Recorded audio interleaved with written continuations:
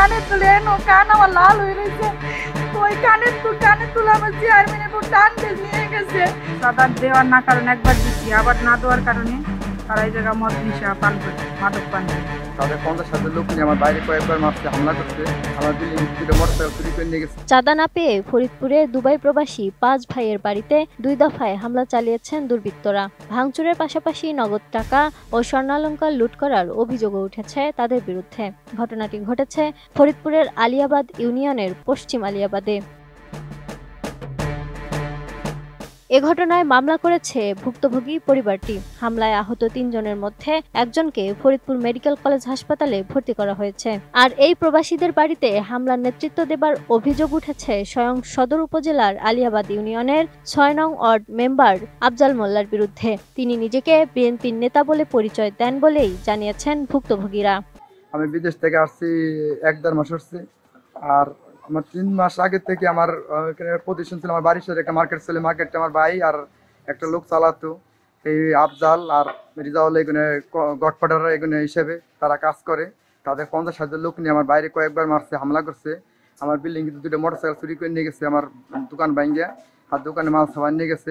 এই জায়গাতে আমাদের আফজাল মেম্বার 6 ওয়ার্ডের সেই তার পোলামান গ্যাং আছে, তারা আইসে নেশা পানি করে ওইখানে মদ খাইছে। মদ খাওয়ার পরে আমি ওই জায়গায় বসেছিলাম আমার দোকানে, আর কি দোকানে বসে থাকার পরে বলছে যে আমরা ভিতরে বসবো, তুই একটু বসতে। আমি কইছি না, আমি বসতে দিতে পারবো না, পরের প্রতিষ্ঠান।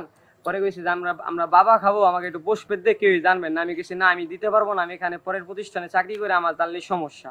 এই কথা কইছে। পরে আমার এই গালাগালি করছে বেশিরে বাসায়। পরে কইছে যে নেশা পানি করে আমার মানে মাতলামির অবস্থা, আমার এই মারতে যায়, আমার মা বাপ তুলে গালাগালি করছে।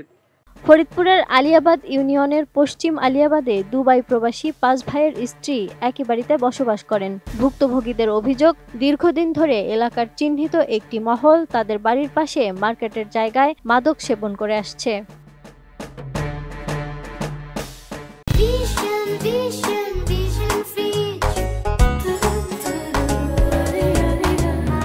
এ বিষয়টি নিয়ে তাদের নিষেধ করা হলে তারা ক্ষিপ্ত হন। এছাড়া বাড়ির পাশে মার্কেট নির্মাণের সময় ওই চক্রটি মোটা অঙ্কের চাঁদা নেয় তাদের থেকে, এমনটাও দাবি তাদের। প্রবাসী ওই 5 ভাইয়ের স্ত্রী সন্তানেরা বাড়িতে থাকেন বলে চক্রটির বিরুদ্ধে কোনো আইনানুগ ব্যবস্থা নেয়ার সাহস পায়নি বলেই জানান তারা।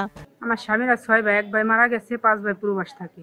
সে গত 3 বছর যাবৎ বাড়ি আইছে অসুস্থ, এই আজ ভালো থাকে কাল ভালো থাকে না। এই জন্য আমি বলছি আর দরকার নেই।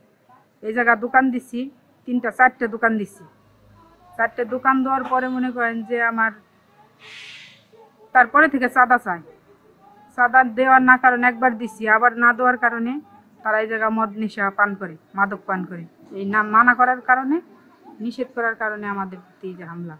আমার স্বামীকে মারে, একবার ছাড়া 2বার মারছে। 4 দিন আগে একবার মারে গেছে, কালকে মারছে, এখন হসপিটালে ভর্তি আছে। আমার বাড়ি লুটপাট করছে, বাড়িঘর ভাঙচুর করছে।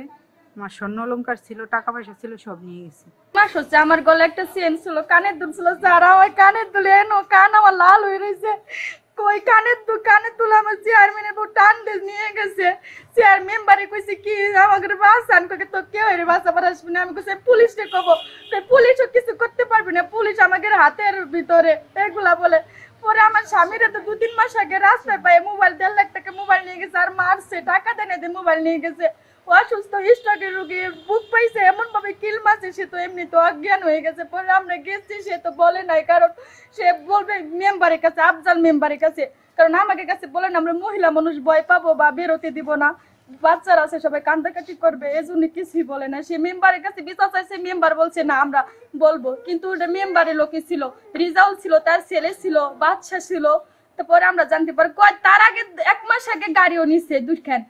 ভুক্তভোগী এই 5 পরিবার বলছেন, সাম্প্রতিক সময়ে ফের তাদের কাছে মোটা অঙ্কের চাঁদা দাবি করে চক্রটির সদস্যরা, এবং মাদক সেবনে বাধা দেয়া ও চাঁদা না দেবার কারণে কয়েকদিন আগে দেশে আসা দুবাই প্রবাসী শাহিদ মুন্সিকে মারধর করে চাঁদাবাজরা।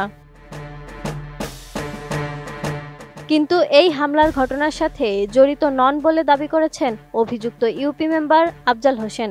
তিনি দাবি করেন তার বিরুদ্ধে মিথ্যা অপপ্রচার চালানো হচ্ছে। ভাই ঘটনা কি বলবো, মানে কি হয়েছে, ওরা নিজেরাই বাইকে শুনে।